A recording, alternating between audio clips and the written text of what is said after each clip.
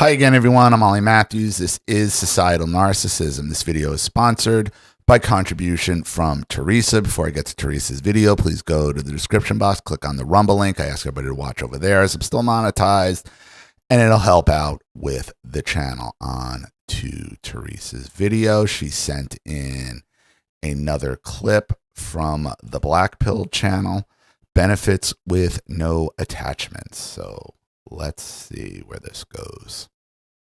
Friends with benefits. You know, that's a cute term that the people in marketing came up with to sell the kind of behavior that is usually common among mammals like bonobos, hyenas, and rats. Repurpose this behavior for a new target species that the people upstairs insist will be much, much easier to manage if they behave more like, well, monkeys, dogs, and rats. The problem is that despite the successful attempts to implement widespread availability of contraceptives and engineer a sharp decline in church attendance through constant mockery and social shaming. See, and here's the problem with contraceptives and all that.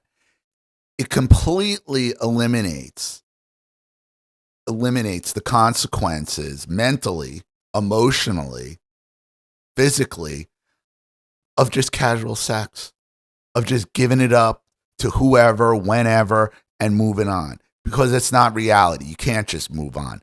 Every time you do this, it causes some kind of emotional damage. One of their greatest achievements of all, of course, we can't forget the complete normalization of infanticide. Mm-hmm. You see, there's still, after all of these achievements, there were still portions of the population that seemed a little resistant to these efforts to undermine the power structure of the family unit, which is absolutely crucial if you want to dissolve the mechanism that people use, the mechanism in which Christian values are preserved and propagated through a society. These values are what always get in your way. That's what's always opposing your plan. There's these Western Christian values. The Bible thumpers, and that's what, and like actual Bible thumpers are a problem because they're usually full of shit too. But they're using this as an excuse, okay, to live this type of lifestyle. And they're acting like the worst thing that can ever happen in this lifestyle is, God forbid, getting pregnant. Again, protect the sacred sacrament of abortion. So you have to go after the source. You have to dissolve the mechanism that preserves and propagates this wrong think. Especially if you want to reduce people to one-size-fits-all consumerist debt slaves, individuals who individually all want the exact same things. Exactly the way you tell them they want it. And most importantly, these individuals, they have no real connections with each other. You see, groups are dangerous. A few nonconformists here and there, they don't pose a threat. In fact, they can serve as useful examples to the larger group who will see how isolating it is to be different, how powerless these people are, these loners. But not if they're able to group together. That can't be tolerated. There can't be anything that ties the individuals together. There can only be one bond, one single, unbreakable bond. And that is the bond between all these satellite individuals. The bond between these automatons and the will and the desires of the people upstairs. The most important bond to break, to create these rootless, wandering automatons. The root of all bonds. The foundation that needs cracking. The bond between man and woman. What a marvelous success this project has been in the last few decades. Even the people upstairs are blushing. Who would have imagined that this bond would be so easy to sabotage? Well, the people upstairs knew. Because they knew if you just play to the hubris and narcissism of women, they were going to take it hook, line, and sinker. You couple that with mockery of Western Christian values, if you want to live a traditional life, you're going to be mocked, you're going to be made fun of, you're going to be accused of worshiping the magic spaghetti man in the sky. But they knew to get this, to pound this message into the minds of young women. After all, their master had showed them exactly how to do it. The bond between Adam and Eve that kept them in paradise was easily undermined simply by manipulating Eve. Their master taught them a long time ago, to get what you want, you don't have to manipulate the men. Right. You simply manipulate the women, and once they're compromised, they'll manipulate the men for you. The people in research, they ran focus groups and discovered that men had the foresight and the reasoning capabilities to see the problems with socially deregulating the sexual marketplace and turning it into a free-for-all. Boys, of course, are a completely different story. Boys, not men, are so hopped up on hormones and biologically hardwired to want all the casual monkey sex they can get their hands on. Boys aren't a problem. But boys don't make the rules. Men make the rules. And men instinctively want to protect their women. Especially if they have daughters, they understand they have to preserve. But what they do is they teach boys to not be men, to be boys their entire lives, because boys can be easily manipulated. The regulation of the marketplace. By making sex this impersonal thing, the same thing as playing a video game with a friend, it ruins women. So the people upstairs were going to have to necessarily first manipulate the women, who would then, once compromised, manipulate the men. If they could pull this off, eventually there wouldn't be any men. You know, once women were on board, the boys with a steady diet of meaningless dopamine without the pesky bonding with women or the reproductive process that often pushed these boys into being men. These boys could just be led around by their testicles for the rest of their lives, no problem, and just exist in this perpetual state of arrested development. This is why you see so many guys, these days being absolutely crushed by their wives, their girlfriends, and it doesn't even have to be sexual. It could be their mothers, their sisters, their whoever. They are taught to never be men. They are taught to be boys through life. And what they're being taught is to do whatever that girl tells them to do. The guys down in research, they ran focus group after focus group, and it seemed that even though they'd been wildly successful in their other efforts to manipulate women, into treating their reproductive organs as some kind of malady that needed to be treated with regular medication, and their children as some kind of parasite that had to be violently exterminated with surgical instruments as quickly as possible so they didn't get in the way of their trip to Cancun, there was still a lingering instinct that women seemed to be clinging to. They had this idea that there was something emotionally connecting about. And again, this all started with the boomers in the 60s. This is why Gen X is the way we are, because we were treated by our own parents as if we're some kind of burden, that we're even just lucky to even be here because they could have just sucked us out like that, and it would have been their choice and their right to do it. About sex, which was confusing because they had already jumped on board the feminism train. It didn't make any sense. These girls had been programmed from an early age to believe they were either identical or superior to men. Certainly, they could enjoy sex the same way that men did, with the same detachment. Anything men could do, they could do. It just had to be marketed better and given a catchy name, rebranding. Instead of whoring around, it would be called Friends with Benefits. That just has a much nicer ring than being a complete slut. The people upstairs, they loved this new slogan, this Friends with Benefits. It was the perfect rebranding. So they gave the people in marketing an unlimited budget. So being creative really wasn't all that necessary when it came to manipulating women. And to be fair, being creative is rarely necessary when it comes to manipulating women. That's why fashion magazines fundamentally haven't changed since the invention of fashion magazines. and why every romantic comedy is interchangeable with every other romantic comedy. Romantic comedy? That's brilliant, said the boys in marketing. So they got to work on not one, but 2 movies they could use to manipulate women into getting on board with this whole friends with benefits thing. The first one they would call Friends with Benefits. I told you they don't have to be creative. And the second one they would call Friends with Benefits. Oh, come on, said the men upstairs. Women are easy to trick. We can have 2 movies with the exact same story, pushing the exact same message, but for God's sake, man, they can't have the exact same name. I never even heard of it. Never even heard of either one. And so one of these scripts, and I'm actually not kidding, this unironically happened, they renamed to No Strings Attached.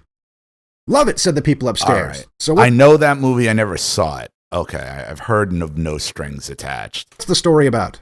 Story, said the people in marketing. No. That's not how this works. Women don't care about stories. Why do you think every romantic comedy has essentially the exact same story? They plot. care about status. And every romantic comedy, okay, begins husband and wife or couple are together. Everything seems fine until the evil man snaps and beats her or does something horrific and, leaves her for dead or leaves her broke or just leaves her and he's out gallivanting with other women. Okay. And then it's about, this struggle to find herself as she's alone. And then here comes the Christmas sweater wearing pussy, the next boyfriend. Here he comes the ballless eunuch in a Christmas sweater with a deer on it to save the day and treat her how she wants to be treated and so on and so forth. It's every movie. There's 2 channels dedicated to them, Lifetime and Hallmark. And if there's other ones out there that I'm probably forgetting, there's channels dedicated where it's movie after movie after movie. Oh, The Burning Vagina with starring Valerie Bertinelli and Marky Post. I mean, like, come on. Come on, how many times? In 2011, the 2 men with arguably the highest status in the sexual marketplace are Ashton Kutcher and Justin Timberlake. Bam, done. This propaganda is already paying for itself without knowing any. Ashton Kutcher, who is an adult, involved with Mila Kunis, even though he's married to her when she was 14 years old. 14. And Justin Timberlake, we all know about him. Anything else about this film, women will line up and buy enough tickets to make us millions. So what about the men? Presumably, men will see these movies too, even if some of them are being forced to see it on a date. Who are 2 women that every man in 2011 wants to have sex with, but who aren't so hot that it'll piss off the women in the audience? Just hot enough for the neurotic women to delusionally think they can relate to them. How about Natalie Portman and Mila Kunis? Done and done. Okay, so now we know that the women will come and see the movie because they want to see Justin Timberlake or Ashton Kutcher, and they want to be Natalie Portman or Mila Kunis. So now with all these women in the audience, all we have to do is just normalize the Natalie Portman, who starred in The Professional. What was she, 12 in that? Where she falls in love with, I can't remember his name. I could say him. The lead, it's not Gerard Depardieu, even though he has his history too. Okay, and it's sexual. Like, again, both of these girls, both of these actresses were in sexual roles before they were even teenagers. Well, no, Mila was 14, but and I know that 70s show very well. From episode 1, it was clear it was sexual, that she was having sex with Michael Kelso, who is Ashton Kutcher, who she was married, and in real life, they were having sex. Degeneracy abounds. The casual hookup culture. By having all of the women in the film. And Natalie Portman was already was long sexualized from The Professional for years before this. I mean, The Professional was what, 93, 94? This is in what, they said 2011? Behave like teenage boys. And then to really sell it, we have the men in the movie behave like neurotic, promiscuous women. But why do that? Why have the women in the film always be the ones that want to make the first move? Why have it be the women who always insist that there be no strings attached? Why have it be the women that are afraid it's the men that will think it means more than it does? If you understand marketing to women, this is pretty easy to explain. Not only does this condition the women by watching women who they want to emulate in the film, it conditions the women in the audience to think that this kind of behavior is normal. It also protects both these women, these two, and the producers, the writers, everybody involved with that 70s show and the movie The Professional. Oh, because now they're strong boss babes now. You don't even really think about what Mila Kunis was doing on that 70s show. You don't even think about what went down in that movie, The Professional. But it also alleviates all the fears that come with knowing deep down inside that it's not normal. You see, the women know from experience that on a basic level, that unless they're sociopaths, that they will become emotionally connected with the men that they have sex with. And they won't like that the man is treating it casually.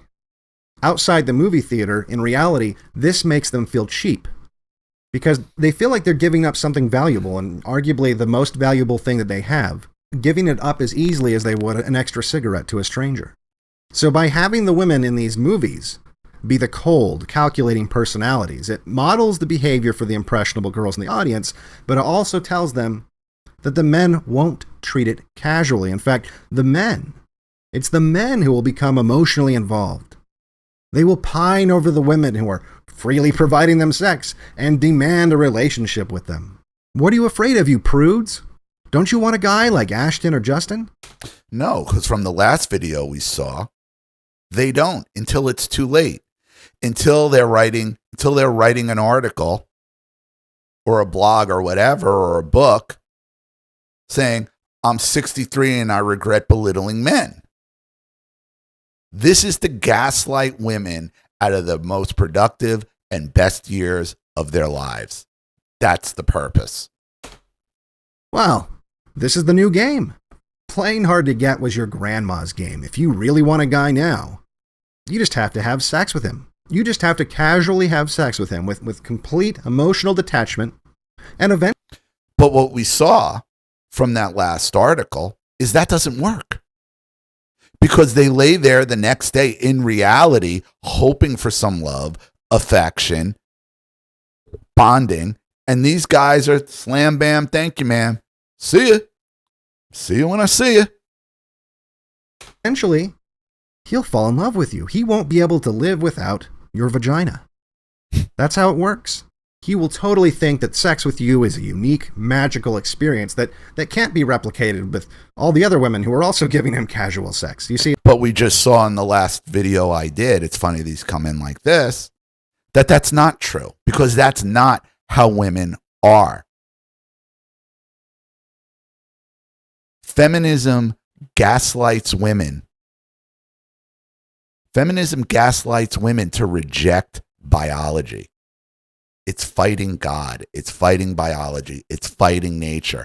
And it never works. It's your vagina is special. That's how it works. And then at the end, you'll be at Grand Central Station while a flash mob that the love of your life has paid to be there in advance dances away to your favorite songs while he professes his love for you. And I've said that repeatedly for years on this channel. The problem is these women all think that their vagina is special, that they have the golden vagina. And once they find out that they don't, they become bitter, they become angry, they become toxic, and they want to burn the world down behind them because they missed out on their opportunity because they bought the lie. And they are sure as hell going to make sure that every other young, pretty girl buys the lie as well. It's as simple as that, ladies. You might be thinking that sounds a little heavy-handed, but don't think the marketing team doesn't do their homework. This might all seem too on the nose, but it's also the subtleties.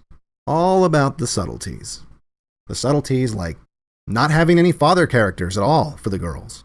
In fact, in the Friends with Benefits film, Mila's mom is a single mother boomer who loves that her kid is finally acting the way she did in the 70s, finally having random sex, and doesn't. And that's accurate, because that's what the boomer mothers wanted for their daughters, for their children. They want to burn it all down on the way out.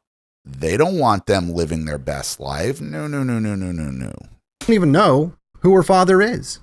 The marketing team, they know their audience very well. They were the same marketing team telling the boomers in the 1970s to just do a bunch of drugs and have anonymous sex, which is exactly what created all these fatherless homes, all these single mother households that were raising these Gen Xers and millennials who would be very receptive to the whole friends with benefits thing. Once they have kids, whichever children they don't abort, they can tell those kids, who wants to play the same old video game over and over again? People have been playing this video game for centuries. Let's play all these new games. Let's play whatever game comes out, and let's all try to get the high score until we're all just fucking each other in the ass and chopping our cocks off, because what does it matter anyway? We're all going to live happily ever after. For Black Pilled, I'm Devin Stack. Do they seem like they're living happily ever after?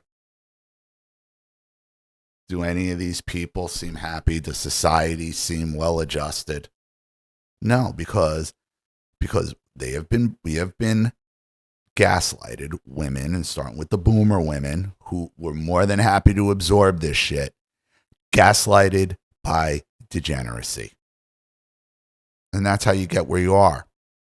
And what is the end result? The end result is writing articles or blogs that I'm 63, alone with no husband and no children because I bought the feminism lie and I belittled men my entire life and had meaningless one-night stands looking for affection from the Chad while shitting all over the guy who wants to have a normal, traditional relationship.